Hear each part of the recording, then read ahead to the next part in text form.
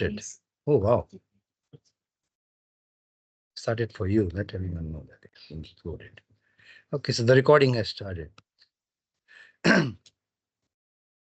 So online devotees will not be able to see your faces because we are using the full screen. If you need to ask a question, no need to raise your hand. Just speak. Thank you. Om Namo Bhagavate Vasudevaya. Om Namo Bhagavate Vasudevaya. Om Namo Bhagavate Vasudevaya. नारायणं नमस्कृत्य नरं चैव नरोत्तमं देवीं सरस्वतीं व्यासं ततो जयमुदीरये शृणुतां सकला कृष्णा पुण्य श्रवण कीर्तना तस्थोहि भद्राणि विधनोति सुरसतां नष्टप्रायेषु भद्रेषु नित्यं भागवत सेवया भगवते उत्तम श्लोके भक्तिर्भवति नैष्टिकी नमो विष्णुपदाय कृष्णप्रसाय भूते श्रीमद् गोस्वामी इति नामिने नमो विष्णुपदाय कृष्णप्रसाय भूते भक्तिवेदांत स्वामी इति नामिने नमस्ते सासदेवी गौरवाणी प्रचारणे निर्विशेष शून्यवादी पाश्चात्य देशताय ओम अज्ञानतिमिरन्दस्य ज्ञानशलाकया चक्षुरुन्मिलितं येन तस्मै श्रीगुरुवे नमः श्रीचैतन्य मनोभीष्टं स्थापितं येन भूतले स्वयं रूपा कदा मह्यं ददाति स्वपदान्ति वंदे हम श्री गुरु कलम श्री गुरु वैष्णवं श्रीरूपम सागजातम सगन रघुनाथान्वितं तम सजीवं साद्वैतं सावधूतं पर्यसहितं कृष्ण चैतन्य देव श्री राधा कृष्ण पादान सगन ललिता श्री विशाखान्वितं च हे कृष्ण करुणा सिंधु दीन बंधु जगतपते गोपेश गोपिका कांता राधा कांता नमस्तुते तप्त कांचन गौरंगी श्री राधे वृंदावनेश्वरी वृषभानुसुते देवी प्रणमामि हरिप्रिये वाञ्छा कल्पतरुभ्यश्च कृपा सिंधुभ्येव च पतितनां पावनेभ्यो वैष्णवेभ्यो नमो नमः। जय श्री कृष्ण चैतन्य प्रभु नित्यानंद श्री अद्वैत गदाधर शिवासदि गौर भक्तवृंद हरे कृष्णा कृष्णा कृष्णा हरे हरे हरे राम राम राम हरे मुखं करोति वाचनं पंगुं लांघते गिरिं यत्कृपातमहं वन्दे श्रीगुरुदीनतारिणं मुखोत्वाकर्यं सवारस्मरणे पंगुं लांघे अंधा देखे तारागणे कृष्णाय वासुदेवाय देवकी नंदनाय च नंदगोपकुमाराय गोविंदाय नमो नमः। Full. Hare Krishna, everyone.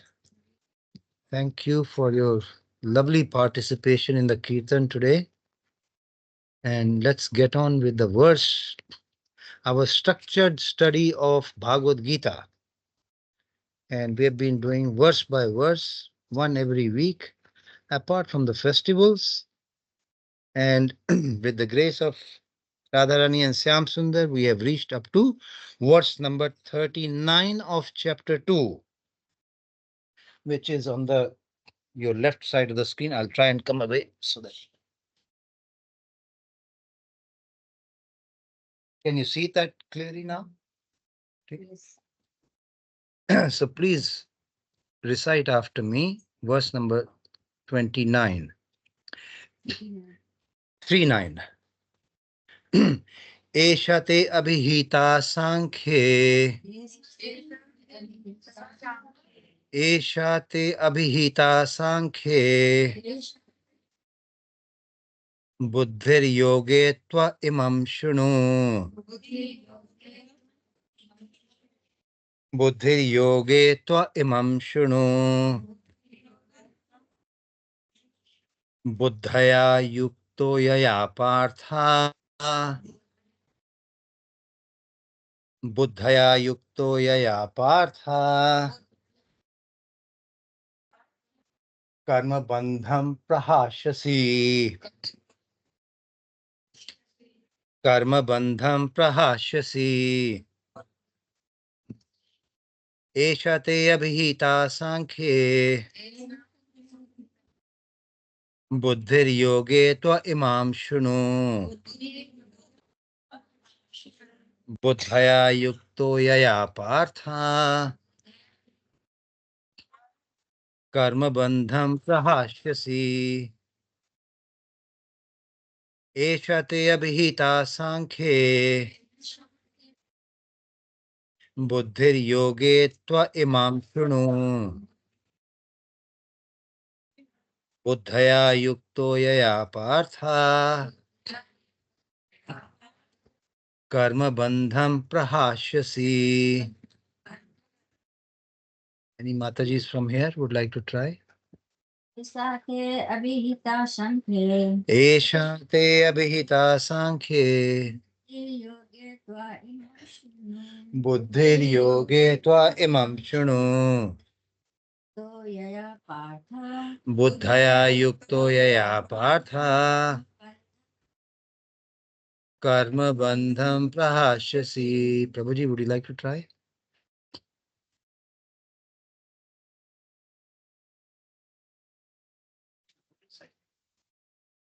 ये भक्त सांख्ये एषा ते अभिहिता सांख्ये बुद्धिर्योगे त्व इमां शृणु बुद्ध्या युक्तो यया पार्थ करम बंधम प्रहास्यसि. Anyone online would like to try? Yes. एषा ते भिहिता साखे एषा ते अभिहिता सांख्ये बुद्धियोगे दिव्यमां शृणु बुद्धिर्योगे त्व इमं शृणु बुद्ध्या युक्तो यथा पार्थे बुद्ध्या युक्तो यया पार्थ परम बंधनं प्रहास्यसि. कर्म बंधम प्रहास्यसि. वंडरफुल. एनी माताजीज हियर वुड लाइक टू कोशिश करो. ऐसा ते अभिहिता संख्ये एषा ते अभिहिता सांख्ये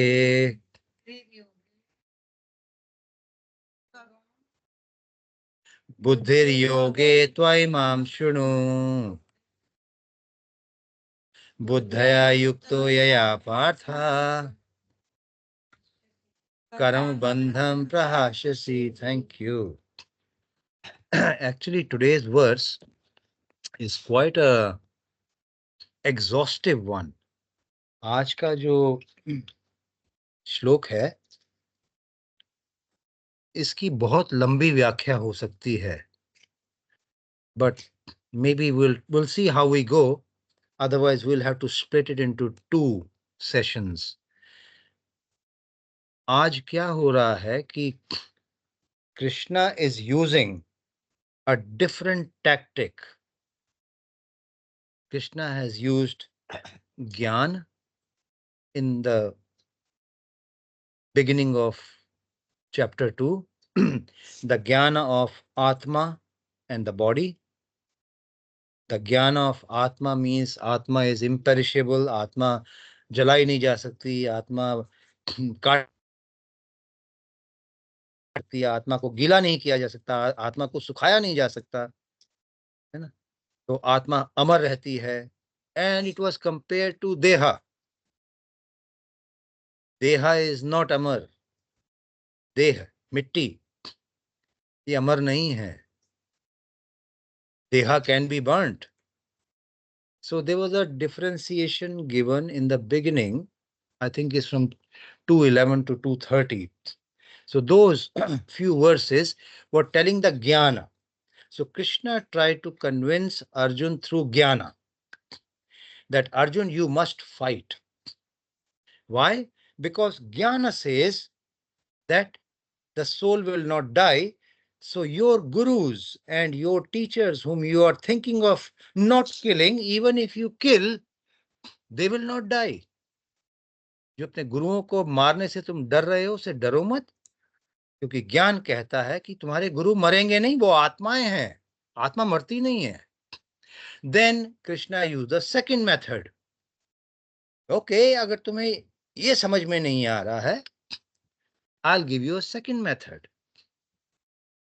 and the second method is that Krishna asked Arjun to consider his own personal benefit. कर्म कांड, अपना फायदा देख. ज्ञान व्यान छोड़, तू अपना फायदा देख. अपना फायदा क्या है? If you fight, you will get स्वर्गा. If you win, if you die, अगर मर गए तुम युद्ध में तो स्वर्ग मिलेगा. And if you win, तो तुम्हें राजपाट मिलेगा. तो अपना फायदा देख. So Krishna was giving Arjun a profit loss statement. Try these ways and you will be winner in any condition. Now Krishna has changed the game. अब कृष्ण तीसरे तरीके पे आ रहे हैं. And the third way is the way of bhakti, or something we call as Nishkam Karma Yoga. The previous verses we did in the last couple of weeks, जो हमने कुछ हफ्ते पहले जो श्लोक किए हैं, they were about Sakam Karma. Sakam. Kam means desire. Sakam. काम के साथ, desire के साथ, with desire, means your own personal benefit. When you do these big yagyas to please the demigods, बड़े बड़े यज्ञ करते हैं ना, विष्णु शिव जी को प्रसन्न करने के लिए, ब्रह्मा जी को प्रसन्न करने के लिए, है, काली को प्रसन्न करने के लिए, उमा देवी को प्रसन्न करने के लिए. All these are done because you want some benefit out of it. It's a transactional prayer. It's a transactional service. You are trying to please the demigods because you want something in return. उसे कहते हैं सकाम कर्म. And now Krishna is taking a third path. दो रास्ते से भगवान ने अर्जुन को मनाने की कोशिश की कि देख, ज्ञान या कर्म सब मार्ग कहते हैं you should fight because you will be a winner. लड़ने में ही भलाई है and you should not stop fighting. Now Krishna is using the third method to convince Arjun. And the third method is Nishkam Karma Yoga. Nish, without. पहला क्या था? Sakam, with desire, अपने फायदे के लिए. Now Krishna is telling him to fight with the method of Nishkam. Nish means without, Kam means desire. Without desiring the fruits of the activities. Meaning, what does it mean? इसका simple शब्दों में क्या अर्थ हुआ? निष्काम कर्म योग वो योग है, वो भगवान के लिए जब आप काम करते हैं, जो आपके धर्म है, जो आपका काम है, चाहे क्षत्रिय का है, ब्राह्मण का है, वैश्य शूद्र, जो भी आपका काम है, you are doing it as a matter of duty and without expecting any results. ब्राह्मण ये सोचेगा मैं सिर्फ अपना कर्तव्य करूंगा, मुझे दक्षिणा मिले ना मिले, लाभ की इच्छा ना करते हुए, when you do some karma, that is nishkam karma. Okay, and nishkam karma has its benefits, and we'll look at the translation first and then we'll see into the purport. It's a very long commentary or purport of Prabhupada. Translation. Anyone online would like to read the translation, please? Okay. Thus far I have described this knowledge to your thought analytic study.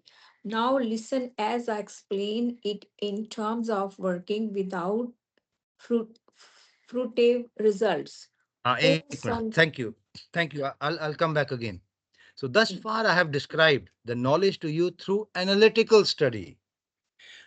What I'm going to do is I'll try and use our thoughts and our research as we studying the commentary and the translation, because the translation, the commentary or Prabhupada's purport is very long purport. So I don't know whether we'll have time to read the Hindi version. So I'll keep explaining in between. Thus far, Krishna is saying this. Thus far, I have described this knowledge to you through analytical study. So, analytical study means Sankhya Yoga. Sankhya क्या होता है? Sankhya means it's looking at what is the construction of this universe, our body, 23-24 elements का ये ब्रह्मांड हमारा बना हुआ है. भूमि, अपो नलो वायुर खम मन बुद्धि रेव, इन सब चीजों का. और पंच महाभूत हैं, पांच इंद्रियां हैं, ज्ञान इंद्रियां हैं, 5 कर्म इंद्रियां हैं, 5 तन मात्रा हैं. तो इस तरह से हमारा पूरा ब्रह्मांड बना है. And along with that there is something called a soul. All these items are dead items. Who energizes these dead items? ये शरीर मृत है, तो इसमें शक्ति कहां से आती है? हाँ, एक आत्मा भी होती है इसमें. So now we have done the analysis कि there is something called a body and there is something called a soul, and I am different from the soul. So this process through which we understand by analyzing the various elements in this universe is called the Sankhya Yoga. And that is what in the translation Prabhupada is referring to, analytical study. If we look at the words, Esha tu abhita sankhye. Abhita means to speak. मैंने अब तक तुम्हें क्या बोला है? सांख्य के बारे में बोला है.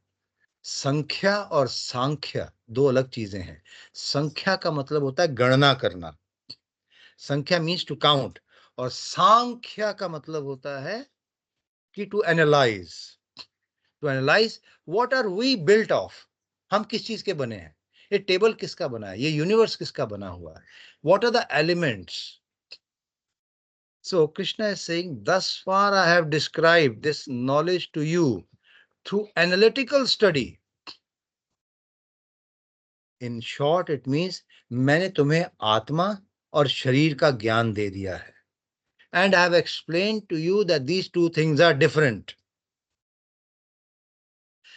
Now listen. What is Krishna when he says now listen? Ab suno. That means I am closing the previous arguments. Krishna is saying, मैंने जो पहले आपको एनालिसिस दिया था, आई एम क्लोजिंग दैट. वो समझा दिया मैंने तुम्हें. Now listen as I explain it in terms of working without fruitive results. आओ मैं तुम्हें वो ज्ञान दूंगा. उस ज्ञान को आगे बढ़ा रहे हैं भगवान कि I will explain to you how to work without expecting results. मैं तुम्हें वो सिखाऊंगा अब कि जिससे तुम सिर्फ अपना कर्तव्य करो, फल की इच्छा ना करो. मिले ना मिले वो मेरे ऊपर है. ओके, दीदी आगे पढ़ोगे आप? Yeah. O son of Pratha, when you act in such knowledge, you can free yourself from the bondage of works. Thank you. So, O son of Pritha. So, Kaunteya. No, sorry. He used the word Pritha. Buddhaya yukto ya partha.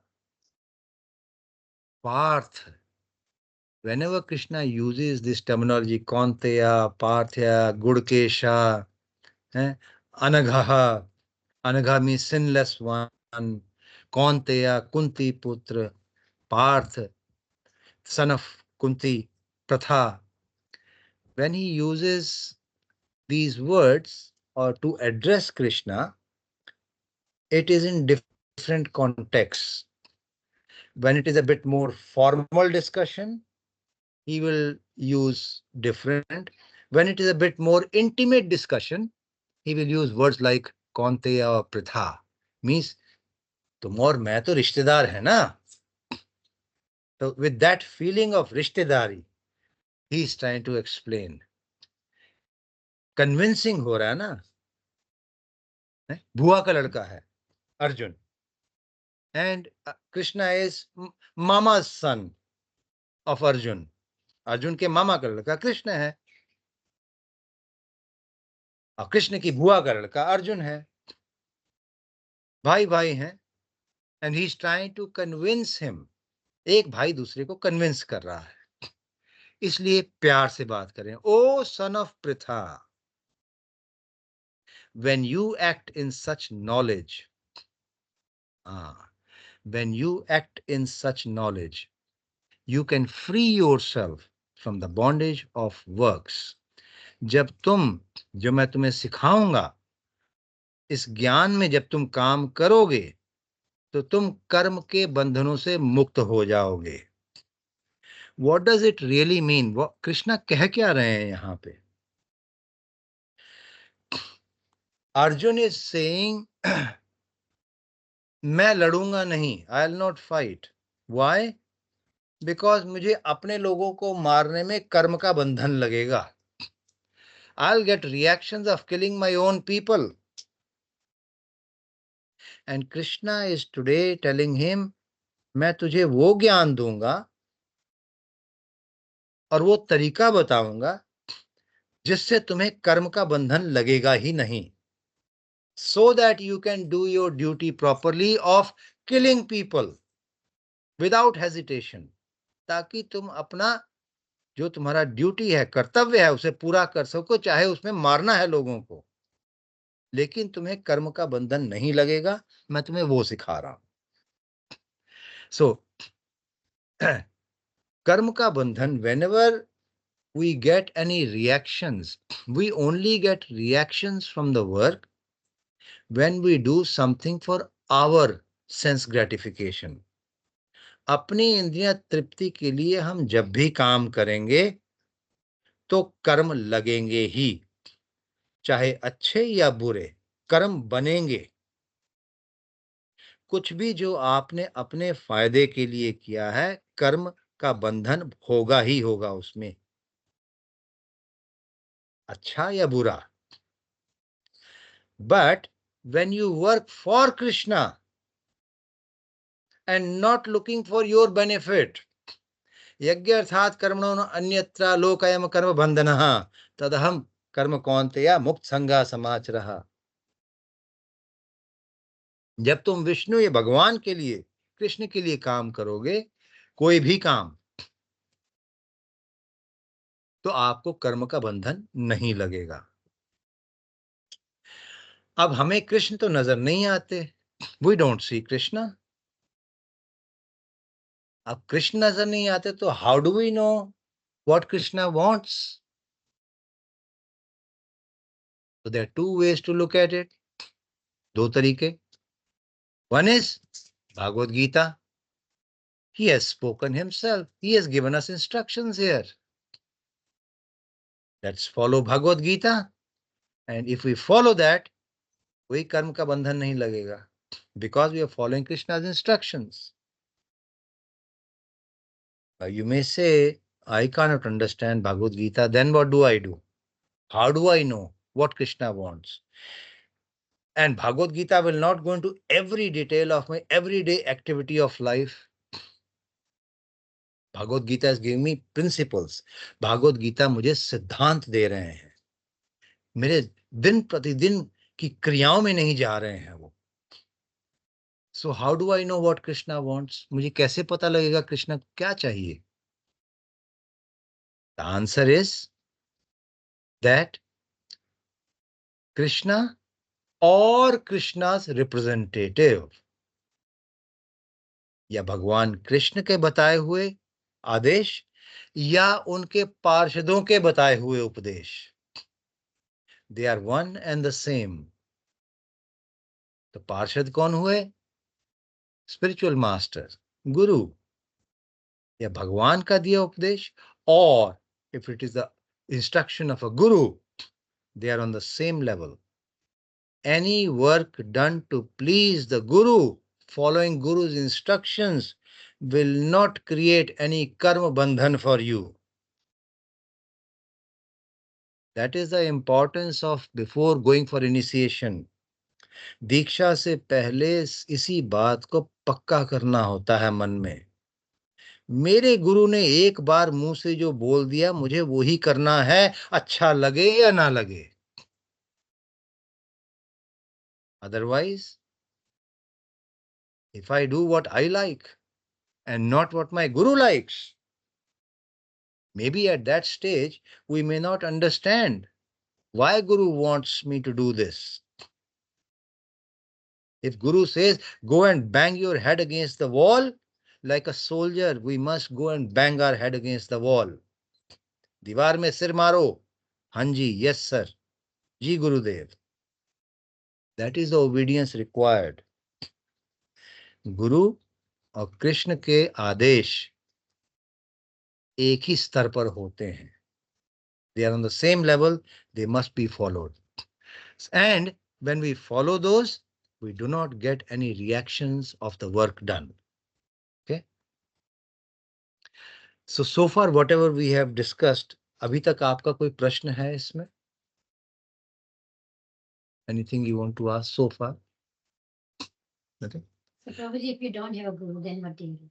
You don't have a guru, then what you do is you listen to the gurus and you take the Krishna's instructions from his book. You look at how the other devotees are behaving and you learn from their examples till you have got initiation. So online devotees, if you did not hear the question, अगर गुरु नहीं है किसी के पास तो क्या पता लगेगा हमको क्या करना है? So either through Bhagavad Gita or in the association of devotees, you can learn from the other devotees how they are following their guru's instructions, what type of instructions they have been given. Till you have your guru. Purport. According to the Nirukti or the Vedic dictionary, Sankhya means that which describes things in detail. ये हमने बात किया. So इसमें word आया संख्या, not Sankhya. Sankhya means that which describes in detail या गणना करना. And Sankhya, ये दो देखिए different है. And Sankhya refers to that philosophy which describes the real nature of the soul. तो हमने देखा in Sankhya philosophy, we look at all the elements of the universe and then we say these are all dead matter. Bhumi, Vayu, dead hai. So what is living? There is something called soul that is living. So Sankhya philosophy takes us to the understanding of the soul. And Sankhya actually goes further, the real Sankhya. If we are all souls, हम सब आत्माएं हैं, तो हम different क्यों हैं? Why are we different? कोई छोटा है, कोई बड़ा है, कोई ऊंचा है, कोई लंबा है, कोई मोटा है, पतला है, कोई इतना खाता है, कोई कम खाता है. Why are we different? किसी का रंग ऐसा है, किसी का वैसा है. Why? That means there is someone above all these souls also who is controlling and giving us different results. कोई इनसे भी, हम आत्माओं से भी ऊपर कोई है, तभी हमें अलग अलग शरीर मिले हैं. कोई कंट्रोल कर रहा है, वो कौन है? That is what Sankhya takes you to. पहले dead matter, then it tells you there is something called soul, and then if we are all souls, हमारे ऊपर भी तो कोई होगा, because we are so different from each other. My thumb impression is different from everybody else. Your thumb impression is only for yours. It cannot be matched with anybody else. सबका thumb impression एक जैसा हो ही नहीं सकता,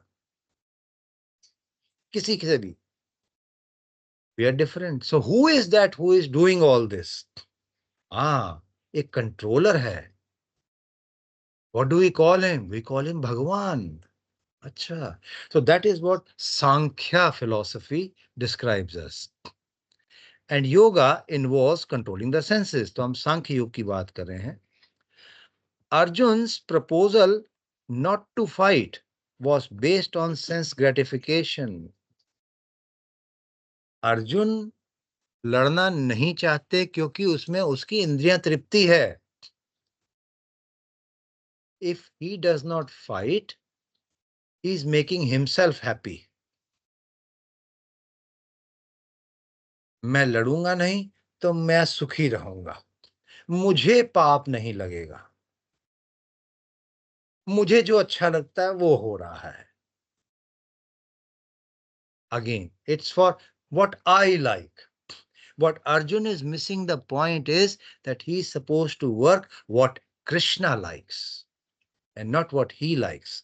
So Arjun's proposal not to fight was based on sense gratification. Forgetting his prime duty, भूल गया अपनी duty को. He wanted to cease fighting. वो लड़ना नहीं चाहता था.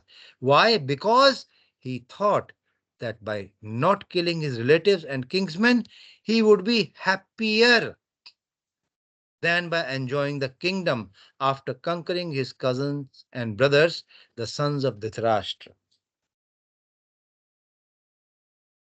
इनको हरा के जो मुझे राजपाठ मिलेगा, खुशी है मुझे, लेकिन उससे भी ज्यादा मैं खुश तब होऊंगा जब मैं इनको नहीं मारूंगा. दोनों तरफ से अपनी खुशी देख रहा है. He is not looking at his prime duty is to satisfy Krishna. And Krishna has given him a job of a Kshatriya to fight and kill. वो अपना खुशी देख रहा है, भगवान की खुशी नहीं देख रहा है. In both the ways, the basic principles were for sense gratification. Happiness derived from conquering them and happiness derived by seeking kinsmen alive are both on the basis of personal sense gratification. चाहे राजपाट हो या मेरे अपने जिंदा हो. राजपाट तब मिलेगा जब मैं इनको मारूंगा, द्रोणाचार्य को, भीष्म पितामह को. When I kill them, I'll get kingdom, खुशी है. When I don't kill them, I'll be able to see them. इसमें भी खुशी है. In both the cases, he is looking for happiness. And in both the cases, it's only for personal sense gratification. Even at the sacrifice of wisdom and duty. विवेक भी छोड़ दिया और कर्तव्य भी छोड़ दिया. दोनों का त्याग कर दिया सिर्फ अपनी खुशी देखने के लिए. Krishna therefore wanted to explain to Arjun that by killing the body of his grandfather, Bhishma Pitamaha, he would not be killing the soul proper. And he explained that all individual persons, including the Lord himself, are eternal individuals. ये पिछला तरीका जो भगवान ने try किया था ज्ञान देने का कि आत्मा और शरीर अलग हैं और तुम्हारे जो पितामह है वो भी एक आत्मा ही है और मैं भगवान भी एक आत्मा ही हूं और हम हमेशा रहेंगे. न त्वेव हम जातु नाशम न तुम नेमे जनाधिपहा. सबल्य माता जी, would you like to read verse number 12 please? 12 number verse माता जी, 12 number. Oh, wait, sorry. According to Nirkudi. 12. This is 39. 12वां number.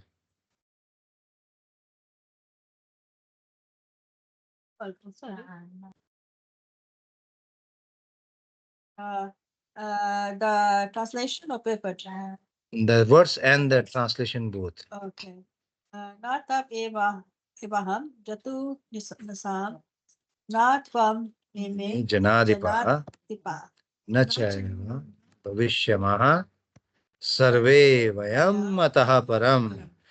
What is the translation? Was there a time when I did not exist, nor you, nor all these kings, nor in the future shall any of us cease to be. Never was there a time when I did not exist. ऐसा कोई समय नहीं था जब मैं नहीं था. Nor you. ऐसा कोई समय नहीं था जब तुम नहीं थे, तुम भी हमेशा थे। नॉर ऑल दीज किंग्स, ऐसा कोई समय नहीं था जो ये जितने राजा खड़े हुए हैं ना लड़ने के लिए, ऐसा कोई समय नहीं था कि ये राजा भी नहीं थे, हमेशा थे ये लोग। तुम भी हमेशा थे, ये राजा सब भी हमेशा थे, तुम्हारे पितामह भी हमेशा थे, और मैं भी हमेशा था। मीन्स वी आर इंडिविजुअल्स, हम मिक्स नहीं हो जाते ब्रह्मांड में जाके, we always stay. So this is the tact which Krishna has used before to explain. So he's saying, we are all आज के श्लोक में क्या कह रहे हैं? We are all eternal individuals. This is what previously Krishna has told. They were individuals in the past. Individual थे पहले, अलग थे. They are individuals in the present. पहले भी थे, आज भी हैं, and they will continue to remain individual in the future also. Because all of us are individual souls eternally. हमारी आत्मा सिर्फ थोड़े समय के लिए नहीं आती है, हमेशा रहती है, सिर्फ शरीर बदलता रहता है. We simply change our bodily dress in different manners. हम सिर्फ ये वस्त्र पहने हुए शरीर रूपी ये वस्त्र जो है, बस यही बदलता रहता है हमारा. But actually we keep our individuality even after liberation from the bondage of material dress. जब यह हमारा शरीर भी छूट जाता है, उसके बाद भी हम बने रहते हैं. So, अभी तक an analytical study of the soul and the body has been very graphically explained by Lord Krishna. Sankhya body और सोल का डिफरेंशिएशन पहले बताया जा चुका है. In verse, we just saw verse 212 and up to 230 tak. And this descriptive knowledge of the soul and the body from different angles of vision has been described as Sankhya in terms of the Nirukti dictionary. कोई explanation की जरूरत नहीं है यहाँ पे. This Sankhya has nothing to do with the Sankhya philosophy of the atheist Kapila.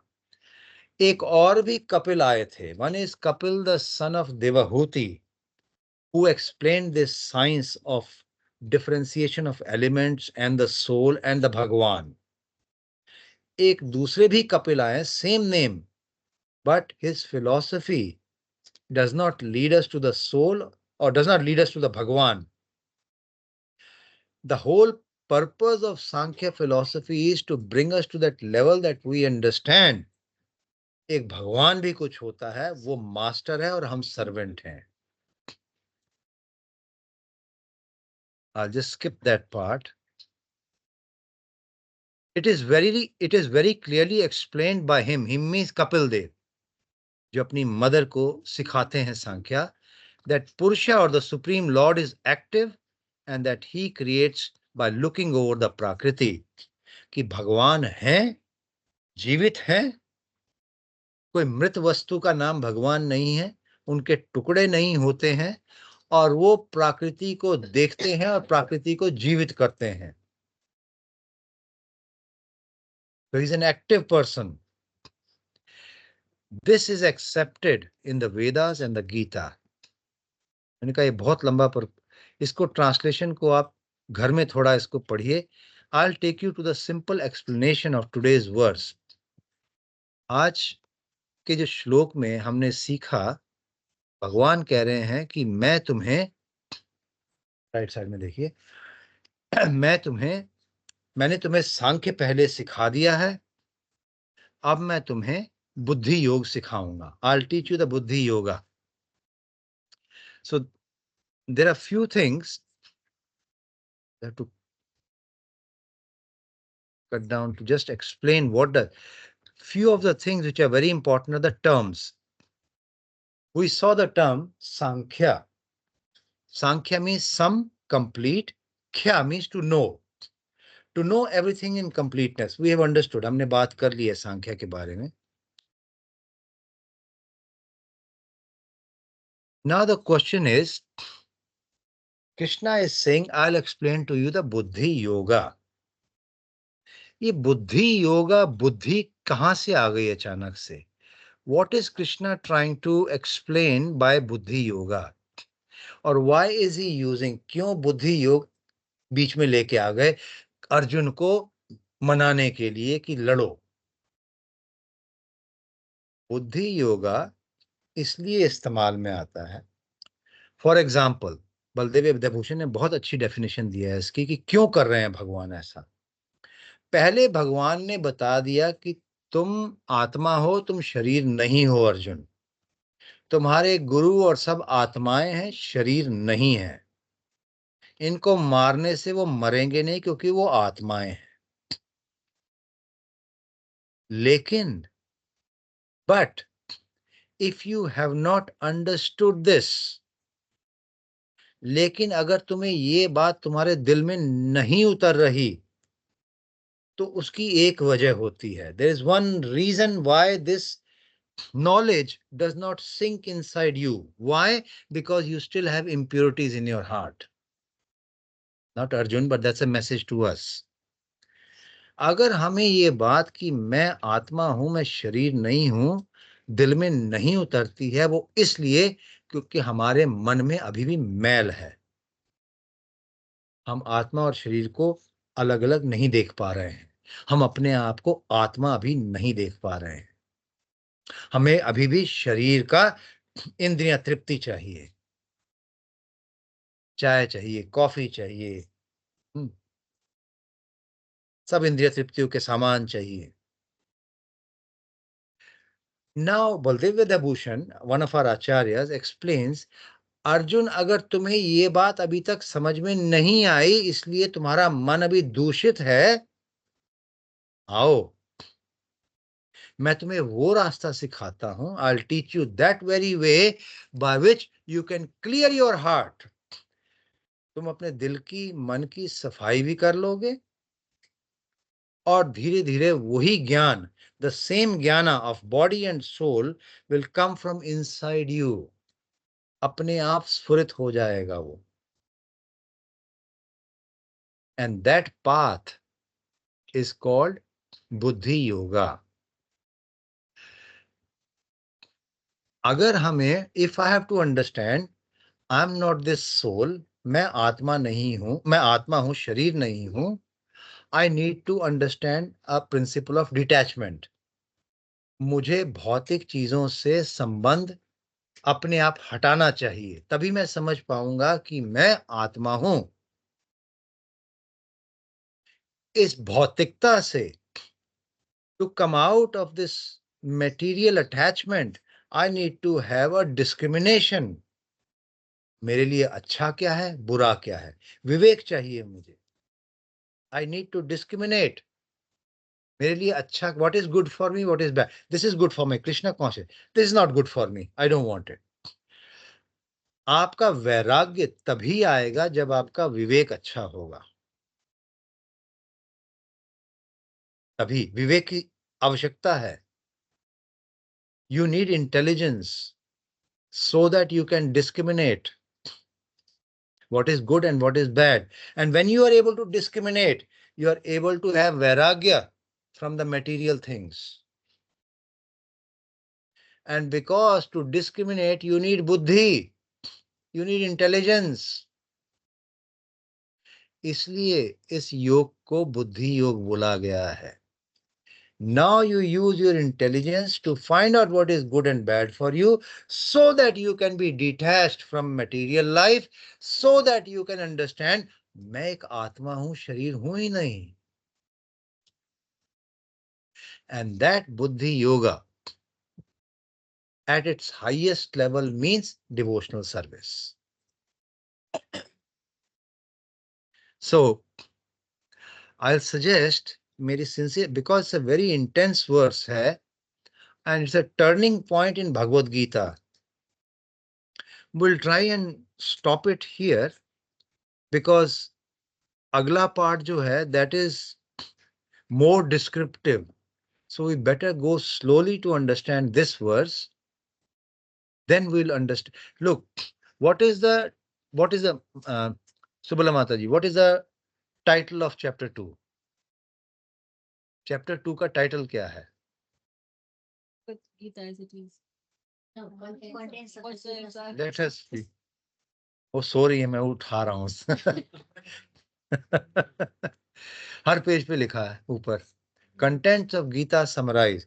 पूरी गीता का जो सार है, that's in this chapter 2 itself. जिसने चैप्टर 2 अच्छे से समझ लिया, the rest of the Gita will be very easy for them.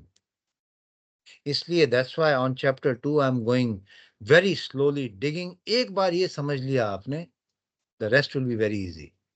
So this verse will further explain to us these differentiations and the various levels of buddhi. Buddhi yoga का एक ही meaning नहीं है. Mataji, can you please open verse number 10 in the chapter 10? Chapter 10, verse number 10.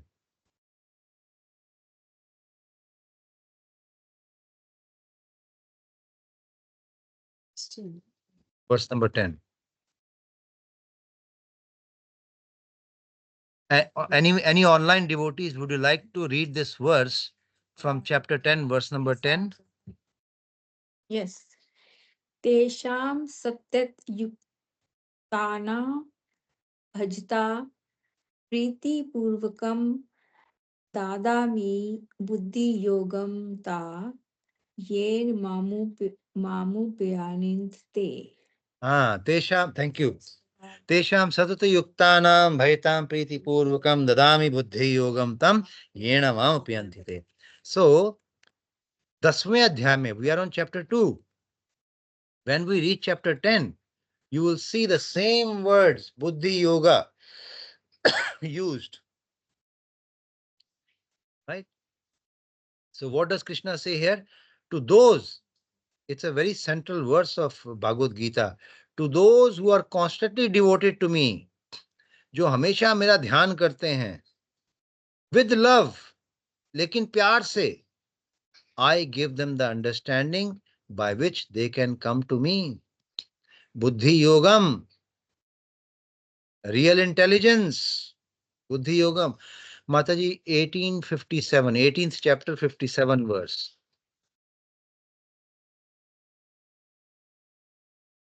Online devotees, would you, sorry, यहाँ के devotees, local devotees. आप पढ़ें? Anyone would like to read? पढ़ना चाहेंगे इसको? 57.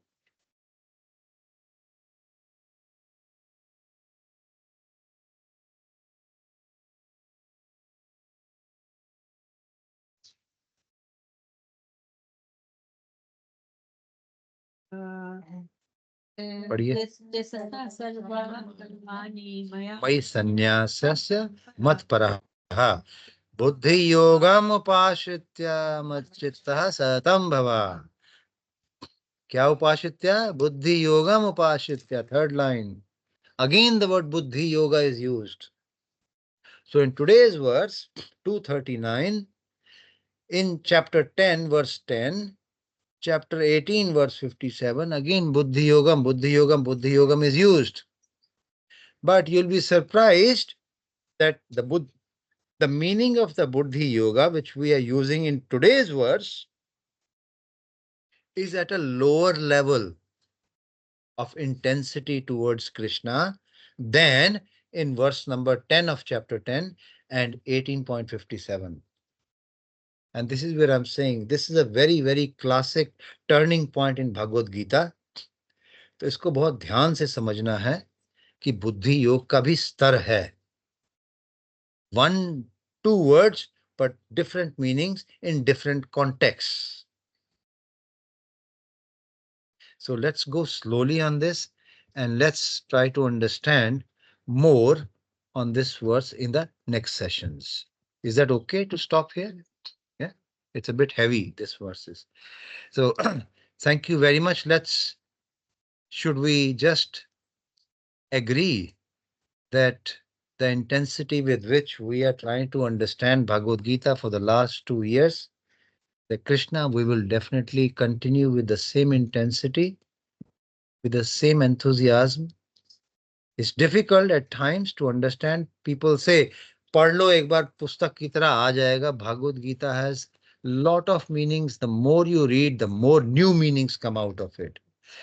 So let's promise Krishna that we'll continue to put an endeavor to understand his instructions every week, every day, by loudly chanting the Hare Krishna Mahamantra once, and also praying for Adi Devi Mataji's quick recovery.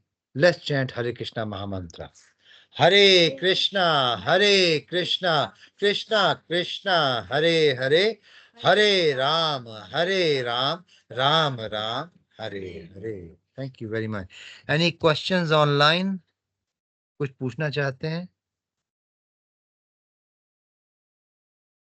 Nothing. Anyone here? कुछ No, सवाल? thank you. Okay, thank you. No, thank you. Anyone from here? कुछ पूछना चाहते हैं? मुझे वहां तक पहुंचे ही नहीं कि कुछ सवाल पहुंचे. अभी और आएगा. अभी और आएगा. Thank you. ग्रंथराज श्रीमद् भगवत गीता की, जगत गुरु शिला प्रभुपाद की, जय. गौ प्रेमानंदे. हरि हरि बोल. Thank you.